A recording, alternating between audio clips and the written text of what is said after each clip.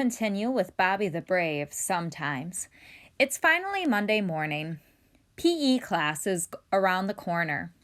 We know Bobby has been dreading PE class with Mr. Rainerhouse, and many of us are eager to find out what will happen.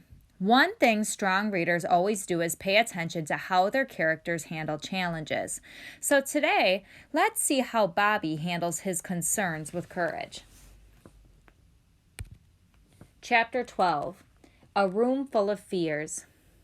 On Monday morning, Mrs. Carlson announced, "Class, Mr. Rainerhouse has food poisoning and is out sick today, so PE is canceled." Bobby tried not to grin because that would be rude. Still, he felt a wave of relief wash over him. No PE, no football. But when he turned toward Chess, it looked like Chess had food poisoning too. "Are you okay?" Bobby asked. "I'm nervous," Chess croaked. "What are you nervous about?" "About the musical. My Uncle Karam is coming, and he's a great singer," Chess explained. "Every family reunion, he forces us to listen as he sings Bollywood songs. He says he's bringing all the relatives to the musical, and you know how many of those I have." "Well, I'm scared I'm going to forget my lines," St. James confessed. I had no idea Daddy Warbucks was such a blabbermouth." "Boys," Mrs. Carlson said, "is there something you'd like to share with the class?" St. James pointed to Chess. "He's scared." "So is he," Chess cried, pointing back at St. James. Mrs. Carlson looked curious. "What exactly scares the two of you?" "The musical?" Chess said softly. Several students nodded in agreement. "Well," Mrs. Carlson said, "let's take a few minutes to talk about our fears. It's an excellent subject." Chess sat up straighter. So did St. James. "What are the kinds of things that you find scary? I know that when I was your age, I was scared of the dark, and to this day, I still sleep with a nightlight on." Bobby was happy to hear that his teacher had a nightlight too. Everyone had their hands raised, ready to share what scared them. "Wow, this certainly is a hot topic," Mrs. Carlson noted. "I think we're going to need to spend more than a few minutes on this." "Okay, here's what we're going to do. I'd like everyone to write down what scares you. You don't need to include your names. Then I'll write everyone's fears on the board and we can talk about them. If you don't want to write anything, you don't have to." Some students began writing immediately. Others stared off into the distance. A few chewed on their pencils or fingernails. Bobby disguised his handwriting by slanting the letters to the left. After about 10 minutes, Mrs. Carlson asked the class to fold their papers in half and pass them forward. "After recess, we'll talk about this," she said. "In the meantime, please take out your history books." Later, as the boys waited for their turns at the handball court, Jackson asked Bobby, "What are you afraid of?" Bobby just shrugged. "Things," he said. "What about you?" Jackson shrugged. "Same as you. Things." I want you to pause and answer comprehension question 1 on your Google Doc. Why do you think Bobby didn't tell Jackson what he was afraid of? Pause the video and resume when you have answered the question. Make sure to turn the question around and answer in a full sentence. When the class returned from recess, the blackboard was filled with fears. Bobby was surprised to see so many Mrs. Carlson had written. I am afraid of being chosen last in PE, going to Principal Kuhn's office, my parents fighting, robbers, singing in the musical, dying, global warming, letting my dad down, being poor, clowns, and eating lunch alone. And the list went on. I think it's great that you were able to identify your fears, Mrs. Carlson told the class. These are all very real and very valid worries. So many times there are things we are afraid of, but we don't talk about them, and that could actually make it seem worse. Some of those fears you can do something about. Others you may just have to face. For example, I know that many of you are nervous about the musical. Singing and dancing in front of a lot of people can be frightening, but the more you practice, the easier it will be. I've also heard that if you imagine everyone in the audience is just wearing their underwear, they won't seem so scary. Bobby and the rest of the class howled with laughter. It was funny to hear a teacher say underwear, and imagining a room full of people in their underwear was even funnier. Mrs. Carlson continued, "If you're worried about global warming, then maybe you can help try to stop it.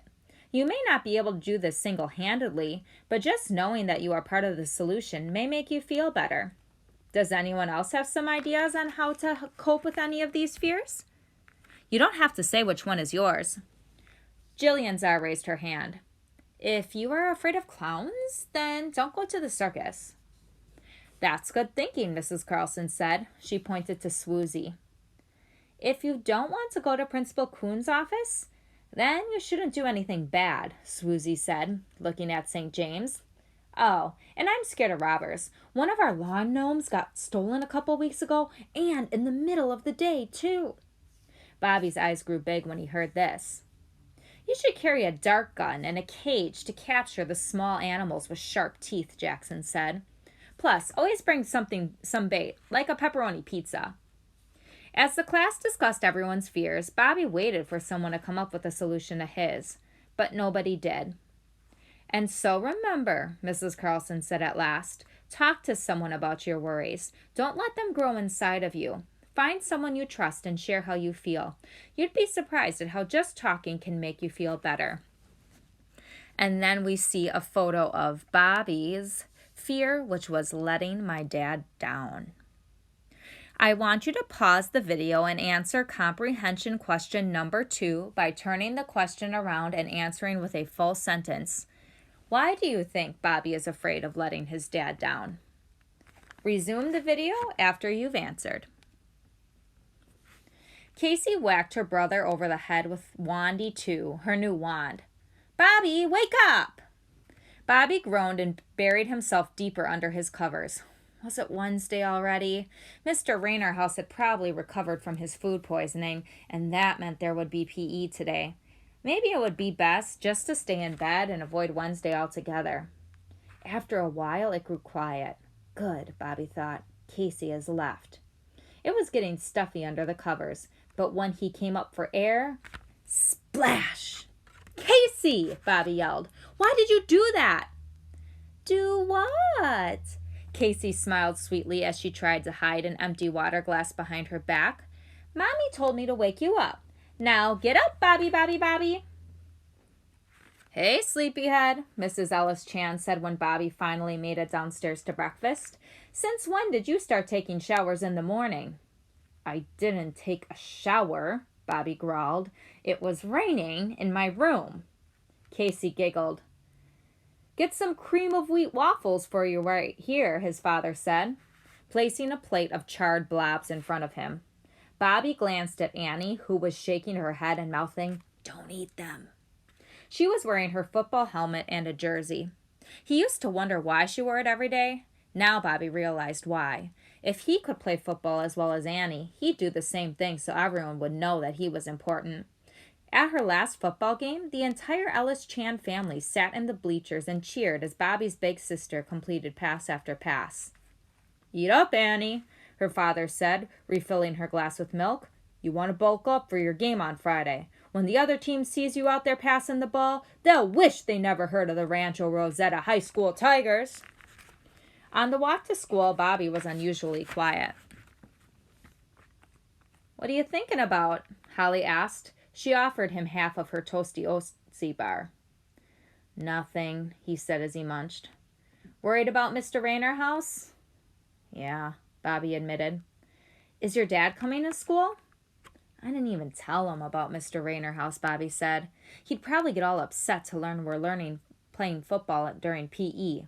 My dad knows what a loser I am." They silently picked up their pace when they passed the house where the scary cat lived.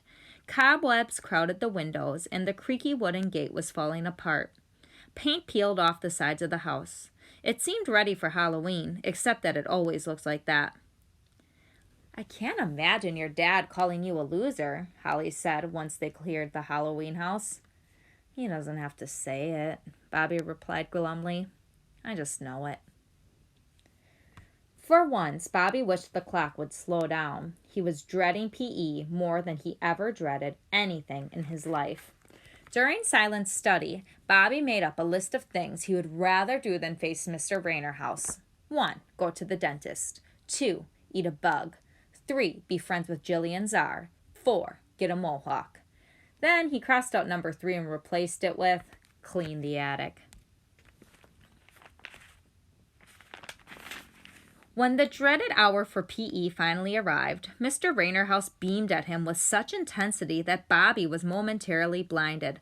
"Bobby Ellis Chan, come up front with me," his teacher instructed. Reluctantly, Bobby did as he was told. "Is your father coming today?" "Not today," Bobby answered. His throat was dry. "Well, maybe another day," Mr. Rainerhouse said, trying not to look disappointed. He faced the class. "Today we start football, and I'm honored that Bobby has agreed to be my assistant." Bobby shook his head. He hadn't agreed to help.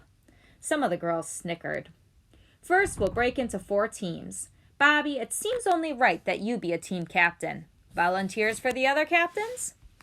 As usual, Jillian Czar, Jackson, and St. James raised their hands.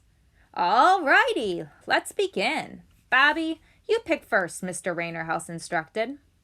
Bobby had never been a team captain before. Some kids looked directly at him. Others waved.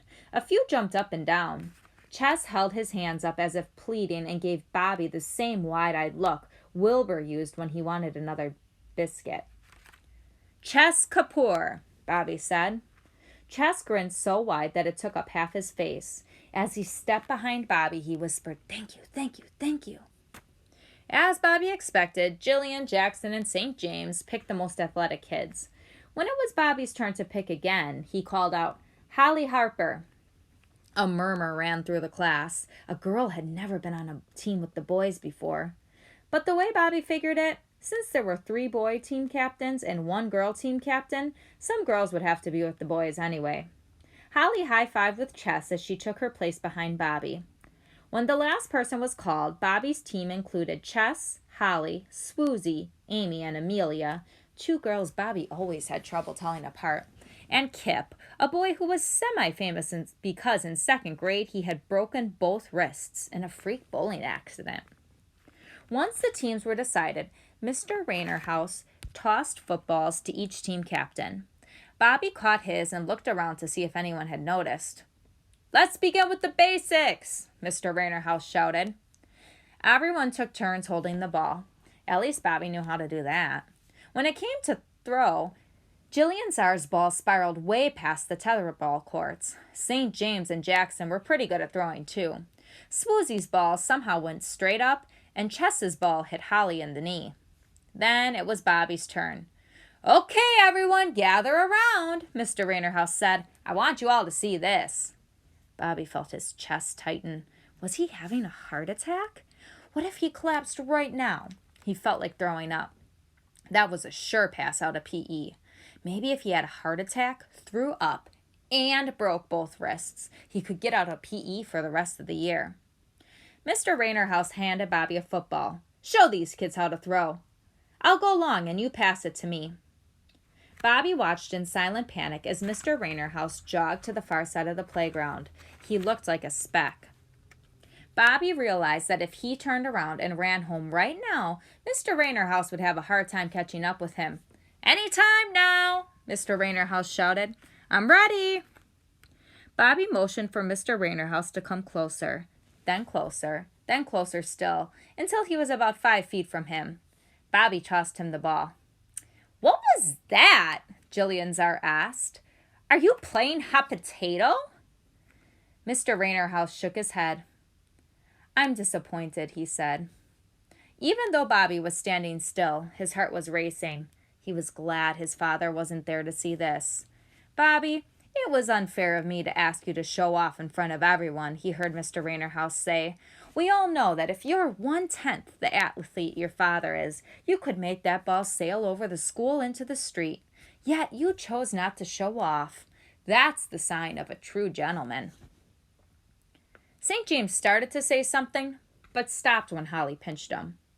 Bobby didn't think it was possible, but now he felt even worse.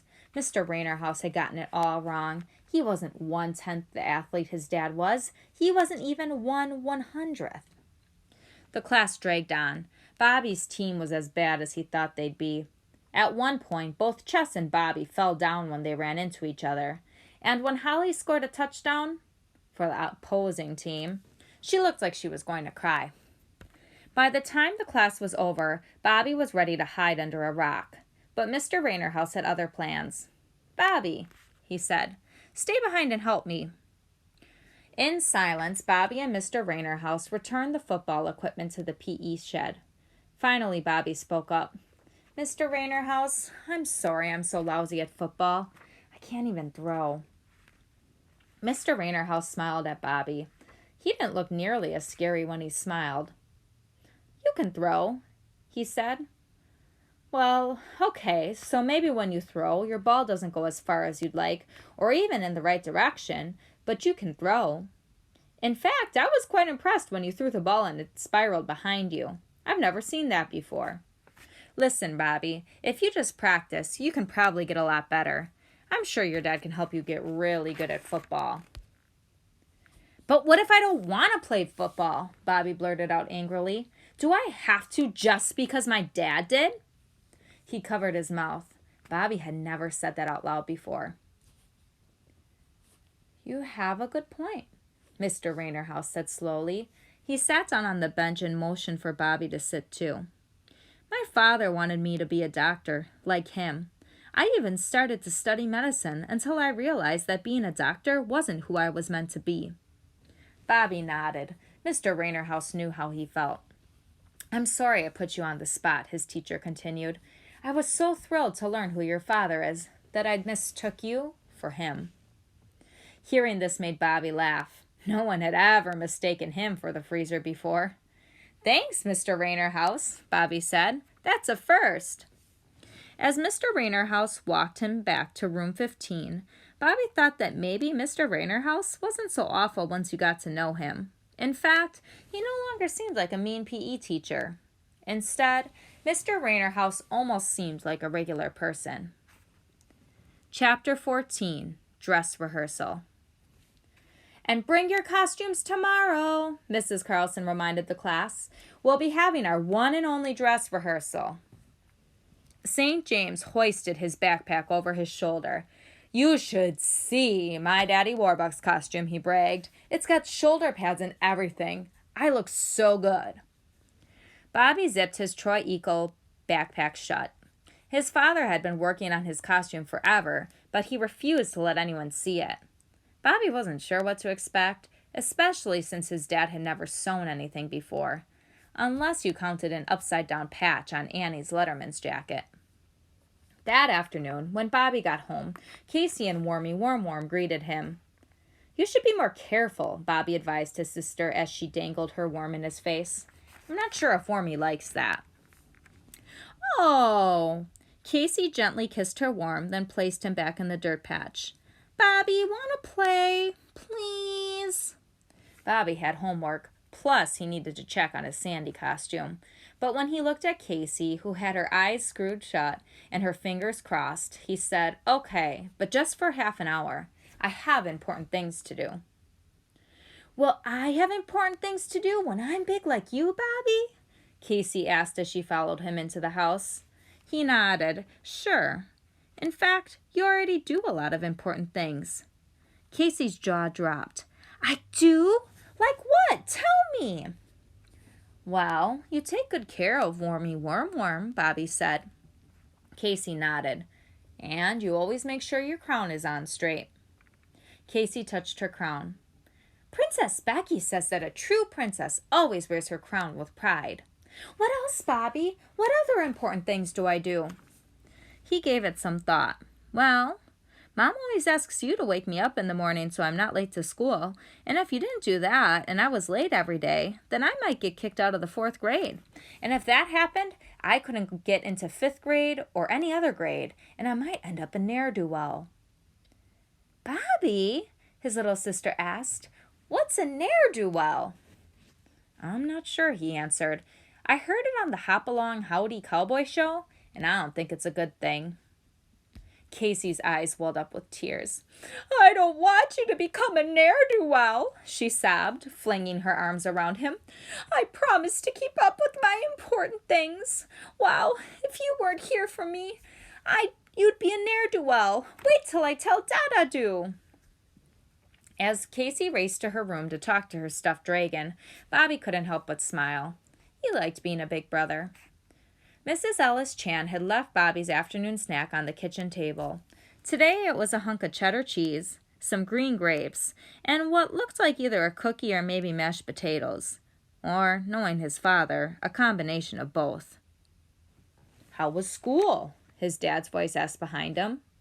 Bobby startled. He had just buried the cookie potato in the trash and hoped his father hadn't seen him. Pretty good, Bobby said.